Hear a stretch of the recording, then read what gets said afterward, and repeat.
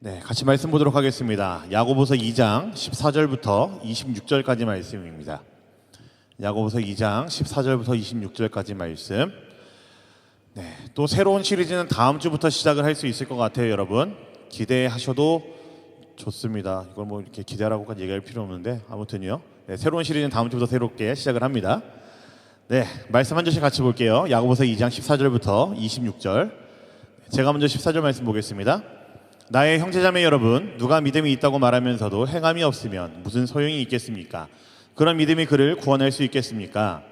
어떤 형제나 자매가 헐벗고 그날 먹을 것조차 없는데 여러분 가운데서 누가 그들에게 말하기를 평안히 가서 몸을 따뜻하게 하고 배부르게 먹으십시오 하면서 말만 하고 몸에 필요한 것들을 주지 않는다고 하면 무슨 소용이 있겠습니까? 이와 같이 믿음에 행함이 따르지 않으면 그 자체만으로는 죽은 것입니다. 어떤 사람은 이렇게 말할 것입니다. 너에게는 믿음이 있고 나에게는 행함이 있다. 행함이 없는 너의 믿음을 나에게 보여라. 그러면 나는 행함으로 나의 믿음을 너에게 보이겠다. 그대는 하나님께서 한 분이심을 믿고 있습니다. 잘하는 일입니다. 그런데 귀신들도 그렇게 믿고 떱니다. 아, 어리석은 사람이여, 그대는 행함이 없는 믿음은 쓸모가 없다는 것을 알고 싶습니까? 우리 조상 아브라함이 자기 아들 이삭을 제단에 바치고서 행함으로 의롭게 된 것이 아닙니까? 그대가 보는 대로 믿음이 그의 행함과 함께 작용을 한 것입니다. 그러므로 행함으로 믿음이 완전하게 되었습니다. 그래서 아브라함이 하나님을 믿으니 하나님께서 그것을 아브라함의 의로움으로 여기셨다고 한 성경 말씀이 이루어졌고 또 사람들이 그를 하나님의 벗이라고 불렀습니다. 여러분이 아는 대로 사람은 행함으로 의롭게 되는 것이지 믿음으로만 되는 것이 아닙니다. 창녀 라합도 정탐꾼들을 접대하여 다른 길로 내보내서 행함으로 의롭게 된 것이 아닙니까? 같이 볼게요. 영혼이 없는 몸이 죽은 것과 같이 행함이 없는 믿음은 죽은 것입니다. 아멘. 네, 여러분 감기 조심하세요. 갑자기 추워져서요. 네, 감기 걸릴 사람들이 많이 있을 것 같습니다. 네, 너무 반팔 반바지만 입고 다니지 마시고 겉에 외투 하나씩 얇은 거, 네, 바람막이 같은 거 꼭 갖고 다니시면서 사십시오, 여러분. 알겠죠? 저는 간밤에 좀 지옥을 경험하고 왔어요, 여러분. 제가 지금 여기 티가 안 나겠지만 얼굴이 좀 살짝 부어 있거든요. 그래 보여요? 표정들이 원래 부었었는데 뭐 그런 표정들인데 여기만 이게 살짝 묘하게 부어 있어요, 여러분. 예, 제가 한 2, 3일 동안 이게 치통 때문에 좀 고생을 좀 많이 해가지고 어제 순장님들한테 좀 죄송한 말씀 드리고 좀 양해를 구하고 그래서 병원을 갔는데 여기 안에가 이제 염증으로 꽉 차 있다고 그러더라고요, 턱뼈 아래가. 그래서 네, 뭐 이렇게 막 긁어내고 뭐 그러고 왔습니다. 그러니까 오랜만에 모처럼 지옥을 경험하고 왔어요. 그렇습니다. 그러니까 여러분 건강 조심하세요. 알겠죠? 네. 자, 여러분은 믿음이 뭐라고 생각을 하십니까? 교회 다니는 친구들에게 너 믿음 있어? 라고 물어보면은 아마 거의 다 이렇게 말할 거예요. 그럼 당연하지, 하나님 믿지? 라고 이야기할 겁니다. 근데 여러분 진짜 믿는다는 게 뭘까요? 그냥 하나님 존재를 인정하는 거, 예수님이 나를 위해 죽으셨다라는 것을 그냥 입술로 고백할 수 있는 거, 여러분 이런 거를 우리는 많이들 생각할 겁니다. 근데 이 질문은요, 여러분 단순한 호기심이 아니라, 호기심에서 나오는 게 아니라 진짜 우리가 믿는다는 게 무엇인지, 그 믿음이 어떤 모양으로 나타나야 되는지를 고민하게 만드는 질문이라고 저는 생각을 합니다. 여러분 정말로 믿으십니까? 하나님을? 정말로 여러분에게 믿음이 있으십니까? 네. 지금 제가 던진 질문 때문에 다 혼란스러워졌을 거예요. 아멘이라고 해야 되나? 그죠? 오늘 본문에서 야고보서는요, 우리에게 똑같이 이렇게 묻고 있습니다. 오늘에서 14절인데요. 한번 같이 볼까요? 14절 보겠습니다. 시작. 나의 형제자매 여러분, 누가 믿음이 있다고 말하면서도 행함이 없으면 무슨 소용이 있겠습니까? 그런 믿음이 그를 구원할 수 있겠습니까? 여러분 이 말이 이런 뜻이에요. 믿는다고 말하는 건 쉬워. 근데 너 진짜 믿는다면은 그 믿음이 삶에서 보여야 되지 않겠니? 라고 말하고 있는 말씀이 바로 딱 지금 이 말씀입니다. 여러분 교회에 오래 다닌 사람일수록 믿음이 있다라는 말을 굉장히 쉽게 합니다. 물론 당연하겠죠. 그런 어떤 환경과 문화와 그런 세상 속에서 살아왔기 때문에 믿음이 있다라는 말은 그냥 쉽게 할 수 있을 것 같습니다. 그런데 그 말 뒤에, 그 고백 뒤에 삶이 따라오지 않는다고 한다면은 그건 바로 빈 껍데기와 같다라는 것을 지금 야고보 사도는 이야기하고 있는 겁니다. 그래서 여러분 저는 오늘 이 메시지를 여러분들에게 그대로 던지고 싶습니다. 여러분 믿음은 말로만 끝나지 않습니다. 삶으로 증명되는 것이 믿음이어야 됩니다. 진짜 믿음은 머리에서 시작되거나 혹은 마음에서 시작될지 모르겠지만 반드시 우리의 손과 발로 움직여져야지 그게 진짜 믿음이라는 것을 여러분 기억하시면 좋겠습니다. 눈으로 보여야 되고 행동으로 나타나야 됩니다. 오늘 이 이야기를 야고보 사도가 진짜 믿음이 무엇인지를 그렇게 이야기하고 있는 겁니다. 우리 오늘 말씀을 통해서 한번 살펴보도록 하겠습니다. 오늘 말씀의 야고보 사도는요, 아주 깜짝 놀랄 만한 예시를 하나 들고 있어요. 우리 19절 말씀 한번 볼까요? 19절입니다. 19절 봅시다. 시작.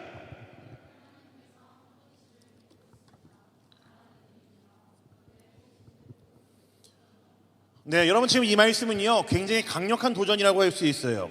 하나님을 믿는다는 말, 예수님이 누구인지 안다는 그 지식, 누구도 안다고요? 귀신도 안다는 거예요. 그리고 심지어 그 말의 무게를 알기 때문에 심지어는 떨기까지 한다라고 이야기를 해요. 근데 여러분 그것이 믿음이라고 하는 걸까요? 지금 오늘 야고보 사도의 어떤 논리대로 한다면은 그거 자체만으로는 믿음이 안 된다라는 겁니다. 그냥 그것은 지식이지 믿음이 아니라는 거예요. 그래서 지금 제가 여러분들에게 굉장히 도전적인 말을 하려고 합니다. 여러분 우리도 그럴 수 있거든요. 머리로는 믿어요. 성경 공부도 하고요. 양육반도 합니다. 매일 예배도 빠지지 않죠. 그리고 때로는 이제 목사님 부르면 토요일날도 교회 와가지고 뭐 여러 가지 즐거운 시간들 보내면서 그런 얼마든지 많은 것들을 우리는 할 수가 있습니다. 근데 마음으로는요, 삶으로는요, 여러분 다른 이야기일 수 있다라는 거예요. 우리가 교회에서는 주님 사랑합니다 라고 고백을 하지만 실제 삶에서는 그분의 말씀과 전혀 다른 방향으로 나아갈 때에 그건 지식이 있을지 몰라도 적어도 올바른 믿음 아닐 수 있다라는 이야기입니다. 이런 믿음은요, 저는 관계라고 생각을 해요. 하나님과 인격적으로 누리는 관계가 우리의 믿음이라고 저는 생각을 합니다. 그래서 그분을 의지할 수밖에 없고 그분의 말씀에 따라서 살 수밖에 없는 그 모든 삶과 행동이 저는 믿음이라고 생각합니다. 그래서 여러분 진짜 믿음은요, 지식이 아니라 우리의 삶의 태도에서 나타나는 게 진짜 믿음이라는 거예요. 여러분 지식으로만 믿는 것은요, 귀신들과 다를 바가 없습니다. 하나님 진짜 믿는다면은 내 시간, 내 선택, 내 인간관계, 내 소비, 내 말투에서 믿음이 드러나야 된다는 이야기이죠. 예를 들어 볼까요, 여러분? 요즘같이 경쟁이 심한 시대에 여러분 누가 정직하게 자소서를 씁니까? 물론 여러분들이 뭐 정직하지 않게 쓴다는 건 아니겠지만 다들 자소서 쓰다 보면 그런 거 하잖아요. 조금 뻥튀기 하고, 그렇죠? 100점 맞은 것도 아닌데 92점 맞았는데 100점 맞았다고 뭐 뻥튀기 하기도 하고, 안 그래요? 아직 뭐 그런 거 쓸 나이가 아니라서 그런가? 네. 여러분 근데 진짜 하나님 믿는 사람들은요, 자소서를 쓰거나 어떤 문장을 쓰거나 할 때도 정말 정직하게 쓰려고 노력하는 사람일 겁니다. 왜냐하면 결과를 하나님께 맡길 수밖에 없으니까요. 여러분 또 하나 예를 들자면요, 요즘 연애를 할 때 사람들은요, 믿음이 뭐가 중요해, 하나님의 말씀이 뭐가 중요해, 우리의 감정이 더 중요한 거야 라고 말할 겁니다. 근데 우리는 관계 안에서 거르고 지키는 사람들이죠. 우리는 사람과의 관계 가운데, 특히나 연애하거나 다른 이성 친구의 관계 가운데서 우리는 거르고 지키려고 노력해야 되는 사람들입니다. 그러니까 우리는 그 감정에 몸을 맡기는 것이 아니라 어떻게든 안 하려고, 어떻게든 조심하려고 노력하는 게 우리들이잖아요. 쉽게 넘어가지 않습니다. 왜냐하면 그것이 바로 하나님 앞에서 책임 있는 모습으로 연애를 하는 크리스천 연애의 모습이기 때문에 그렇습니다. 그게 진짜 성경에서 말하는 이성 간의 연애, 다른 사람을 배려할 수 있는 연애의 모습이 바로 그런 거라고 알고 있기 때문에 우리는 최대한 조심하고 최대한 넘어지지 않으려고 노력을 하죠. 여러분 그리고 진짜 힘든 친구에게 기도만 한다고 이야기하지 않습니다. 내가 피곤해도 시간을 내서 만나주기도 하고 밥 한 끼 기꺼이 사주기도 하고요. 그러면서 그 친구의 이야기를 들으면서 위로해주기도 하는 거, 이게 진짜 믿음의 모습이라는 겁니다. 여러분 그래서 이게 좀 여담이긴 하지만요, 저는 사실은 다른 사람들이 많이 자주 하는 그런 거 있잖아요. 기도할게요 뭐 이런 이야기, 저는 정말로 아무렇게나 하지 않는 말입니다. 그러니까 여러분 제가 여러분들이랑 뭐 연락하고 그러면서 목사님 기도할게라는 이야기는요, 제가 적어도 그날 가서 당장 기도하겠다는 이야기고, 저는 여러분들이 항상 기억하고 기도하겠다는 이야기예요. 저는 그리스도인들이 제일 많이 하는 어떤 습관과 버릇 중에 하나가 기도할게요라는 말이라고 저는 생각을 하는데, 때로는 그게 우리들에게 어떤 상처적인 표현 나올 때가 있기 때문에 조심해야 된다고 저는 생각하는 말이 바로 기도할게요라는 말이라고 저는 생각을 해요. 여러분 진짜 믿음이 있는 사람은요, 그 말 허투루 하지 않죠. 기도할게요라는 말과 동시에 그 사람과 관계를 맺고 더 깊이 있게 그 사람을 만나고 위로해주고 때로는 밥 한 끼도 사주고 함께 그 시간들을 보내는 게 진짜 믿음의 모습이라는 이야기입니다. 그래서 여러분, 믿음은요, 아는 게 아니고요, 사는 것입니다. 우리의 일상 속에서 만나는 것이고 보여지는 것이고 함께 해나가는 것이 믿음이라는 거예요. 여러분, 오늘 말씀을 쭉 보시면요, 야고보 사도가 아주 현실적인 예시를 들거든요. 뭐 형제나 자매가 뭐 헐벗고 뭐 일용할 양식이 없는데 뭐 평안히 가라, 뭐 덥게 하라, 배부르게 하라 말만 하고 아무것도 안 하는 게 무슨 유익이 있겠느냐, 뭐 이런 이야기도 해요. 오늘 우리가 읽은 본문에 딱 이런 내용이 담겨 있습니다. 여러분, 지금 이 말씀을 우리 오해하지 않으셨으면 좋겠습니다. 동정하지 말란 이야기 아니에요. 어려운 가운데 있는 우리 형제자매들을 불쌍히 여기지 말란 이야기가 아닙니다. 여기서 말하는 것은 뭐냐면은 말로만 위로하고 실제로는 아무 손길도 내밀지 않는 그런 믿음은 죽은 믿음이다라고 이야기하고 있는 겁니다. 지금 우리의 현실을 바꿔보면 너무너무 쉬워요, 여러분. SNS 같은 거 보면은 어떤 친구가 정신이 많이 지쳐 있습니다. 막 쓸쓸한 그 뭐 가을 하늘 뭐 사진만 이렇게 올려놓고 인생 뭘까 점점점 뭐 이런 거 하고 사랑 뭘까 뭐 이런 거 하고, 그런 친구들은 뭐가 있는 거예요? 뭔가 마음에 문제가 있는 거고 공허함이 있는 거잖아요. 물론 뭐 여러 친구들은 그냥 뭐 있어 보려고 하는 친구들도 있겠지만 어쨌든 뭐 그런 평소랑 다른 그런 것들이 이제 보이면은 여러분, 근데 우리는 그냥 거기다 그냥 하트만 누르고 힘내 뭐 이렇게 막 만단 말이죠. 적어도 우리가 그 사람에 대해서 안다고 한다면은 그렇게 하지 말라는 이야기입니다. 직장이나 알바에서 누가 명백히 불안한 부당한 대우를 받고 있는데 나도 보면서 알고 있지만 내일이 아닌 게 얼마나 다행인지라고 하면서 넘어가고 난 다음에 하나님 정의롭게 해주세요라는 그런 기도 하지 말라는 이야기입니다. 우리 안에서 누군가 소외되고 있고 자주 빠지는 친구가 있는데 그냥 그저 지나가는 말로 걔 요즘 무슨 일이 있나 봐 안 보여 라고 말하는 것으로 위안 삼지 말라는 겁니다. 그건 진짜 믿음이 아니라 나의 믿음을 회피하는 걸 수도 있다라는 거죠. 책임을 회피하는 걸 수도 있다라는 이야기입니다. 여러분, 쓸쓸한 사진 올리고 인생 뭘까, 사랑 뭘까 이런 거 올리는 사람들은요, 뭔가 필요한 게 있다라는 거죠. 관계가 필요하다라는 겁니다. 관심이 필요하다라는 겁니다. 차 한 잔 마시던가 밥 한 번 먹을 사람이 필요하다는 이야기일 수도 있습니다. 기도할게 라는 말은 사실 그 친구가 그렇게 크게 필요하지 않는 말이었을 거예요. 커피 한 잔 할까? 밥 한 번 먹을까? 그에게는 정말 필요한 말이었겠죠. 이런 믿음은요, 때로는 우리에게 이런 오해를 하게 한다니까요. 우리에게 입술로 몇 마디 하고 맞는 걸로 우리의 믿음으로서의 책임을 다했다고 생각하게 만듭니다. 아니요, 믿음은 손발이 움직이는 것이 믿음이라는 거예요. 말만 하는 믿음은요, 감정 위로에 불과하고 동정에서 끝나는 것에 불과하다라는 이야기입니다. 하나님은 사람의 행동을 원하신다라는 거예요. 여러분이 손과 발을 바쁘게 움직여서 무엇인가 하는 것을 원하신다라는 겁니다. 내가 가진 시간과 에너지와 관심을 하나님 나라의 일에 쓰지 않으면은 그냥 그것은 이기적인 신앙이고, 내가 가진 옷과 시간과 재능과 돈을 나누지 않으면은 여러분 아무 일도 일어나지 않습니다. 뭔가를 해야 된다라는 이야기예요. 물론 아무것도 안 하고 관심 없는 사람보다는 낫죠. 기도할게, 힘내라는 말은 낫죠. 근데 거기서 끝나면 안 된다라는 이야기입니다. 여러분, 때로는 작은 행동 하나가 우리의 인생을 바꾼다라는 거 여러분 많이 들어보셔서 알잖아요. 여러분, 저는 신앙도 똑같다고 생각을 하거든요. 제가 지난주 수요일 날 설교할 때 수요 예배 때 설교를 했거든요. 그때 좀 나눴던 이야기가 있는데, 제가 여러분들한테만 저의 영업 비밀을 말씀드릴게요. 저는 사람 이름을 되게 잘 외우거든요, 여러분. 아시죠? 공감하시죠, 여러분? 그리고 저는 그걸 왜 이게 잘하냐면요, 제가 일단 그게 제 사역의 가장 기본이라고 저는 생각을 해요. 왜냐면은 이게 진짜 겸손한 말이 아니라 저는 할 줄 아는 게 없거든요.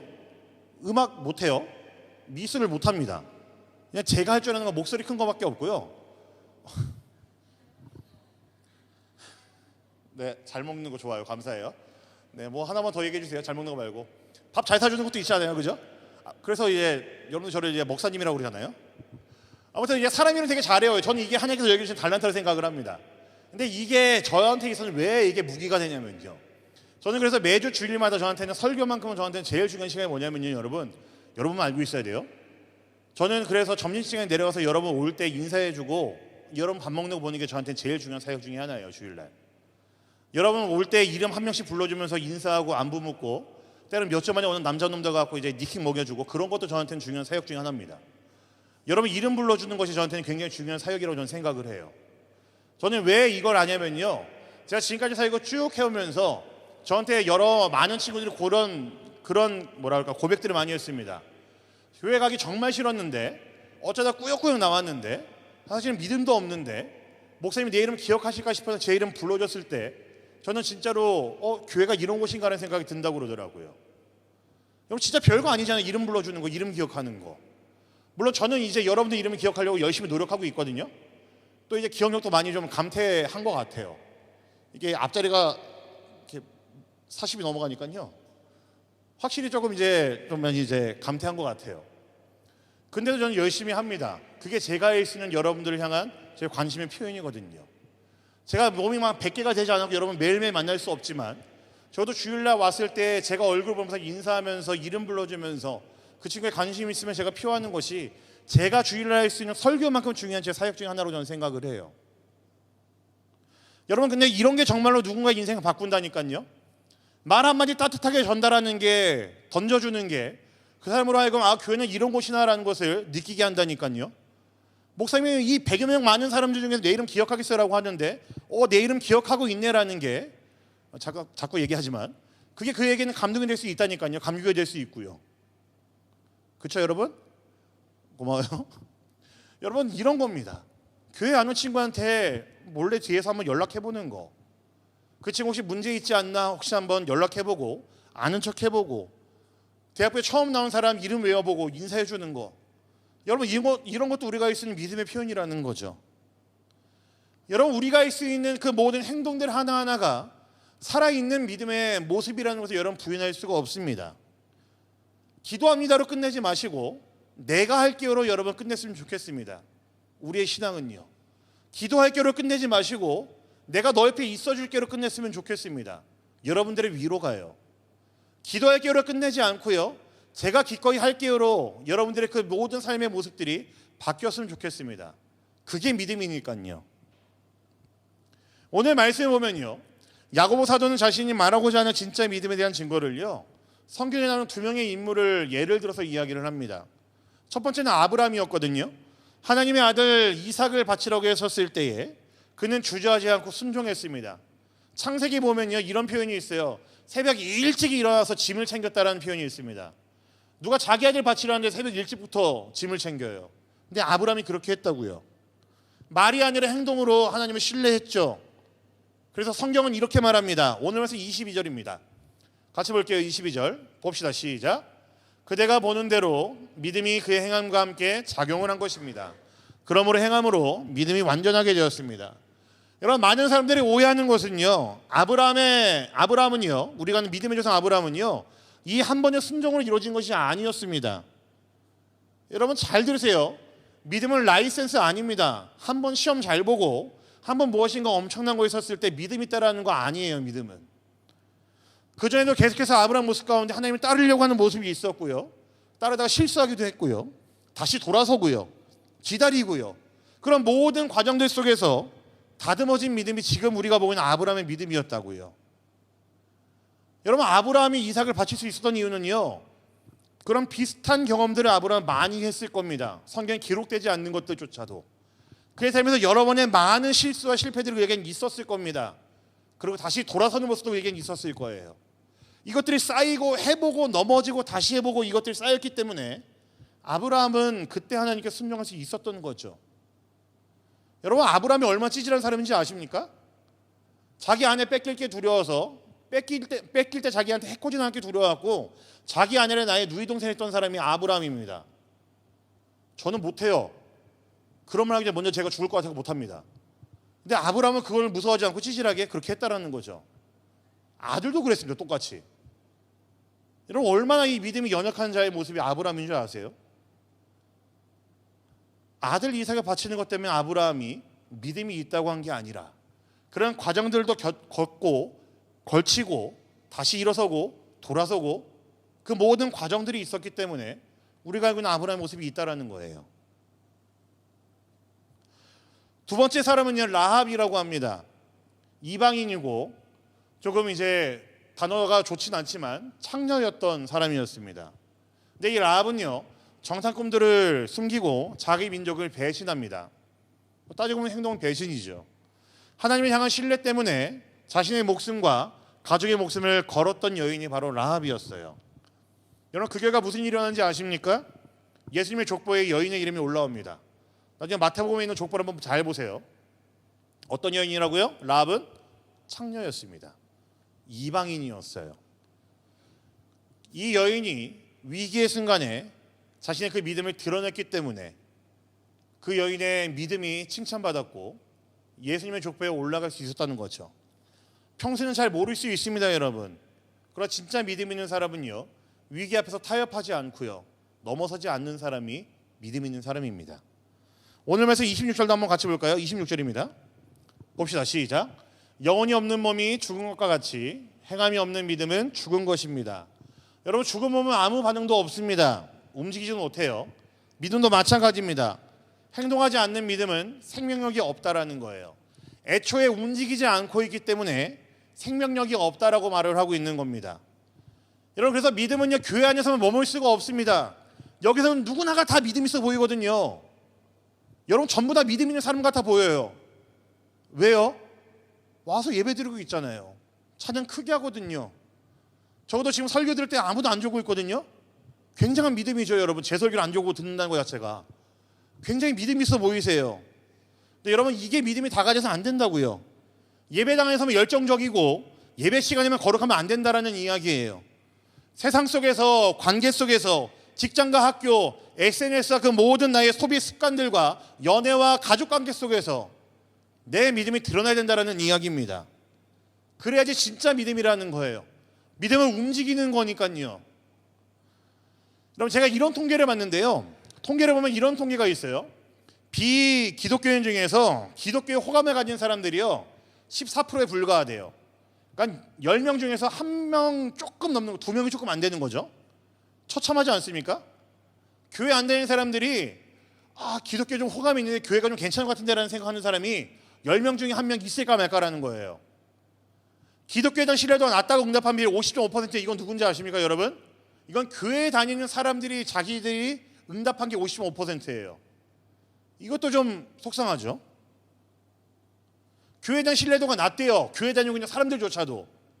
지금 적어도 여기에서 이 반쪽은요, 교회를 신뢰하지 않고 있다는 이야기죠. 이렇게 할까? 기분 나빴던 것 같은데 지금 이쪽에 있는 애들이 이렇게. 여러분, 이 친구들이 왜 교회에 대한 신뢰도가 낮은가 하면요, 세 가지입니다. 첫 번째, 부패. 교회 다니는 사람들의 부패함. 지금 이게 안 나와 있는데 몇 퍼센트면 32.5%입니다. 교회 다니는 사람들은 왜 그렇게 살아? 왜 교회 다니는 사람들은 그렇게 못된 일만 해? 이게 이들이 보고 있는 그리스도인들에 대한 마음이에요. 16.8% 사회적인 책임의 결여. 이제 교회, 세상의 여러 가지 모습들 가운데 교회가 좀 앞장서서 뭔가 보여야 되고 책임 있는 모습을 보여야 되는데 그렇지 않고 있다는 게 이들의 답입니다. 세 번째, 지나친 전도. 이건 더 이상 말할 필요 없고요. 여러분, 제가 지금까지 나열한 이 숫자는요, 단순한 숫자가 아닙니다, 여러분. 지금 우리가 세상에서 어떤 모습을 비춰주고 있는지를 보여주는 거울이라고 저는 생각해요. 세상이 여러분 교회를 이렇게 보고 있다니까요. 세상이 우리 그리스도인들 이렇게 보고 있다니까요. 심지어 교회 다니는 사람들조차도 교회를 이렇게 생각하고 있다니까요. 여러분, 이게 목사님들이나 장로님들이나 장년 성도님들만의 문제가 아니라는 겁니다, 여러분. 지금 예수님 믿고 있는 여러분과 우리 모두가 바꿔나가야 될 모습이라는 거죠. 여러분, 진짜 믿음이 있다면요, 세상과는 다르게 살아야 됩니다. 사람들 속에서 구별된 삶을 보여야 되는 것이 진짜 믿음이 있는 사람들의 모습이라는 거예요. 더 정직하게, 더 성실하게, 더 섬기고, 더 따뜻해야 되는 게 우리들이어야 된다는 거죠. 그래서 여러분, 믿음은요, 도피가 아닙니다. 은둔이 아니에요. 깊은 신앙을 가질수록 더 우리는 어두운 세상으로 들어가야 됩니다. 우리의 신앙이 깊어지면 깊어질수록, 하나님의 어떠함을 알아가면 알아갈수록, 은혜를 받으면 받을수록 여러분, 우리는 세상 속으로 더욱더 침투해 들어가야 됩니다. 제가 타종교를 이제 폄하하려고 그러는 건 아닌데요, 여러분, 불교는요, 신앙이 깊어지면 어디로 가는지 아세요? 불자들은요, 산으로 가요. 산 가서 뭐해요? 폭포 보면서 이제 수행하고요, 벽 보고 수행하고요, 그런 어려움들을 좀 겪으면서 본인들의 어떤 수행을 이어나갑니다. 때로는 홀로 그런 외로운 삶을 이어가면서 고독한 삶을 이어가면서 그들의 신앙을 더욱더 이제 아름답게 정진시켜 나가는 것이 대부분의 불교 신자들의 모습입니다. 근데 여러분, 기독교는 그렇게 되면 안 된다는 겁니다. 그리스도인들 그럴 수가 없어요. 사람들 속으로 들어가야 되고요. 믿음이 깊어질수록 세상 속으로 들어가야 됩니다. 도시 속으로 침투해서 여러분, 그 불야성 같은 도시 가운데서 여러분들의 영향력을 보이면서 그리스도는 이렇게 사는 거다라는 걸 보여주면서 여러분의 캠퍼스에서 여러분이 있는 그 어딘가에서 그 믿음을 보여줘야 되는 삶을 이 믿음은 요구하고 있는 겁니다. 믿음은 말로 끝나는 게 아니라요, 보여줘야 되는 게 믿음이라고요. 여러분, 말씀을 좀 마무리하죠. 여러분, 지금 어디에서 여러분들의 믿음은 어떻게 드러나고 있습니까? 혹시 말로만 믿는다라고 하는 그런 신앙은 아니신지 여러분의 모습 한번 돌아보면 좋겠습니다. 과연 여러분들에게는 행동으로 실천으로 보여주는 믿음이 있으십니까? 지금 과연 여러분들은 여러분의 삶에서 얼마나 손과 발을 움직이시면서 여러분들의 믿음을 보여주고 있으십니까? 여러분, 예수님은요, 말로만 우리를 사랑하지 않으셨어요. 직접 이 땅에 오셨고요, 십자가에서 죽으셨습니다. 여러분, 우리 하나님은요, 말로만 우리를 사랑하지 않으셨습니다. 요한복음 3장 16절 아시죠? 하나님이 세상을 이처럼 사랑하사, 여기서 끝나지 않았습니다. 독생자를 주셨고요, 그 예수님을 통해서 우리에게 구원의 선물을 주셨다고요. 우리를 얼마나 사랑하시는지, 이처럼 사랑하사의 이처럼이 얼만큼인지 모르겠지만 그 이처럼을 우리 하나님은요, 행동으로 보이셨죠. 여러분, 적어도 우리가 그리스도인이라고 한다면은, 그 하나님을 통해, 예수님을 통해 우리가 믿음을 갖고 있다고 한다면은 우리도 그렇게 살아야 되지 않겠습니까? 우리의 그냥 입술로만 하는 것이 우리의 믿음의 고백이 아니라, 마음으로 수긍하고 머리로 이해하는 것에 끝나는 것이 우리의 믿음이 아니라, 여러분의 발을 열심히 움직여 가시면서, 손을 움직여 가시면서 그의 믿음을 보여줘야 되고 드러내야 되고 행해야 되지 않겠습니까?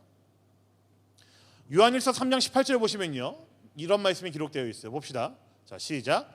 자녀되니 여러분, 우리는 말이나 혀로 사랑하지 말고 행동과 진실함으로 사랑합시다. 말이나 혀로 사랑하지 않고 어떻게 하라고요?